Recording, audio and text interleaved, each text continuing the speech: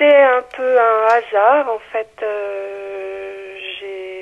J'avais commencé à écrire en général, donc avec des nouvelles, des chroniques sur France Culture, puis un petit peu pour le cinéma, effectivement.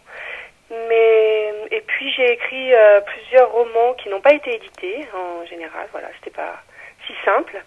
Et pour me changer les idées, on va dire, j'ai écrit un petit roman qui s'appelait Récit intégral ou presque de mon premier baiser pour les jeunes, parce que j'ai 2 adolescents, voilà, j'avais envie de leur écrire un ouvrage.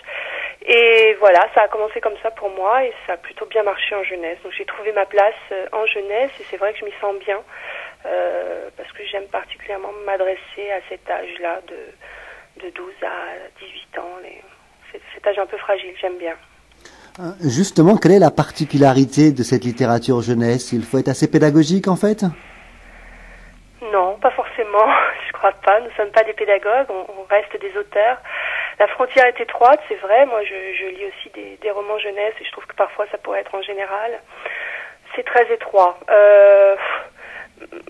Un adolescent hier, d'ailleurs, lors d'une rencontre, me demandait comment je faisais pour quelles étaient mes limites en fait par rapport à la jeunesse. Est-ce que j'avais des tabous? Alors je dirais que j'ai pas de tabou dans le choix des sujets, peut-être c'est ça quand on est en jeunesse. En revanche, j'essaie toujours de me représenter un lecteur de cet âge-là quand j'écris. Voilà. Bon, il est facile parce que j'ai 2 garçons de 13 et 17 ans à la maison, donc ça m'aide aussi, et leurs amis. Et voilà, je me dis, est-ce que je pourrais lui dire comme ça? Si oui, ça passe.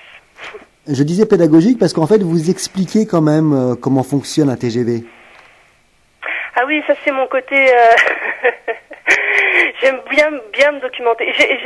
Dans les polars, ce que je déteste, moi, par-dessus tout, c'est quand je me dis ça pourrait pas le faire. Voilà, j'aime pas ce petit détail qui tue la fiction, en fait. Et je suis assez exigeante, ouais. C'est peut-être le fait d'avoir travaillé. J'ai été lectrice pour le cinéma beaucoup, donc j'ai beaucoup décortiqué soit des polars, ou soit des romans fantastiques d'ailleurs particulièrement, ou des scénarios. Et ce travail d'analyse m'a vraiment appris beaucoup sur la construction narrative et le sens du détail. Voilà. Donc j'aime bien quand je travaille à un univers, de m'immerger dans cet univers pour finalement un TGViste qui lirait ce roman puisse se dire c'est vrai, ça pourrait être une journée, ça aurait pu se passer comme ça, le process de ferroviaire est celui-là.